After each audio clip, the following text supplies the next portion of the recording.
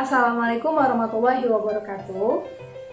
Hi my lovely students, how are you today?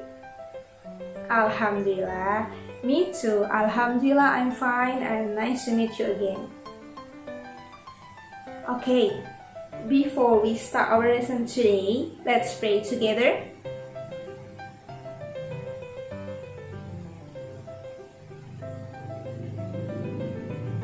Amin. And don't forget, let's start by reciting Basmalah. Bismillahirrahmanirrahim. Okay, before we continue our lesson today, I want to remind you about our last material. Who still remember? Yes, good. It's about adaptation of animal. Okay, and do you still remember how many types of adaptation? 3, okay, good. The first one? Okay, morphology.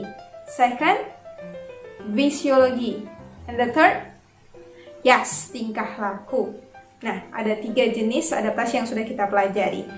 So, today we continue our lesson. And before that, I have a picture here. You can see that. Look at on top of me. Look at that. Do you know what plant is that? Yes, the first picture is Mimosa pudica. Do you know Mimosa pudica? Tanaman putri malu. And the second picture is rose. Okay, let's take one flower for example. Ouch! Something hurt my finger. Okay, take one flower. Okay, this one. This one flower of rose. Look at that. There is something make my finger hurts just now, right? Nah, coba diperhatikan anak miss. Ini bunga rose yang tadi kita ambil satu. Nah, ternyata saat Miss Ade ambil, tadi ternyata tangan Miss Ade terkena duri yang ada pada bunga rose tersebut. Anak miss bisa lihat duri yang ada pada batangnya seperti ini. Nah, tuh. Nah, kira-kira kenapa bunga rose itu memiliki duri? Who's know the reason? Raise your hand please. Yeah. Okay. Little bit again. Okay, thank you for your response. Okay. So, what the reason why this rose have a thorns? Thorns itu duri ya nak. So, the thorns in these rose flowers have a specific function. And that function for survive from the predators. Jadi, duri ini berfungsi untuk melindungi tanaman ini dari pemangsa yang ingin memangsa tanaman ini. Jadi itu gunanya duri sehingga hewan yang ingin memangsa tumbuhan ini tidak jadi memangsa karena ada duri yang bisa melukai hewan tersebut. Seperti itu. So not only happen for animal but also for the plant. So our topic today is about adaptation of plant. And the purpose of our lesson today are the first to understand about adaptation in general, same with the last meeting. And the second, it's about to understand how the plant adaptation in environment. Okay? Let me explain about that material. So please pay attention with my explanation. Okay? Check this out. Adaptation of plants, adaptasi tumbuhan, dibagi menjadi 3, morfologi, fisiologi, dan tingkah laku. For the first, adaptasi morfologi tumbuhan. Bentuk adaptasi yang ditandai dengan perbedaan pada bentuk daun, akar, dan batang pada tumbuhan.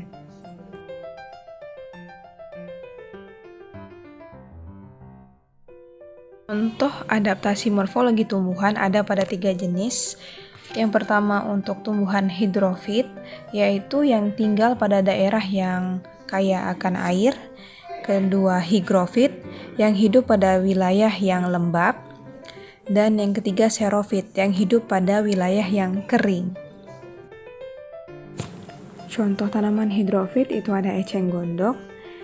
Kemudian untuk contoh tanaman higrofit ada lumut.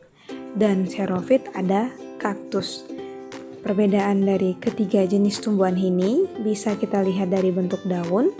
Pada eceng gondok daunnya itu lebih lebar. Nah, pada eceng gondok daunnya agak sedikit lebar dan juga tipis. Pada lumut itu agak kecil, agak meruncing. Jadi kemudian pada kaktus itu dia termodifikasi seperti duri. Nah, selain dari daunnya yang berbeda, maka batang dan akar dari tiga jenis tumbuhan ini juga akan berbeda. Pada tumbuhan yang hidup di daerah berair itu tipis adalah untuk mempercepat penguapan, sedangkan pada daerah yang kering seperti duri atau higrobit karena itu untuk memperlambat penguapan. Hal ini berkaitan dengan jumlah air yang ada pada wilayah tersebut. Selanjutnya, adaptasi tumbuhan fisiologi. Adaptasi fisiologi tumbuhan itu bentuk penyesuaian diri tumbuhan melalui fungsi organ-organ tubuhnya.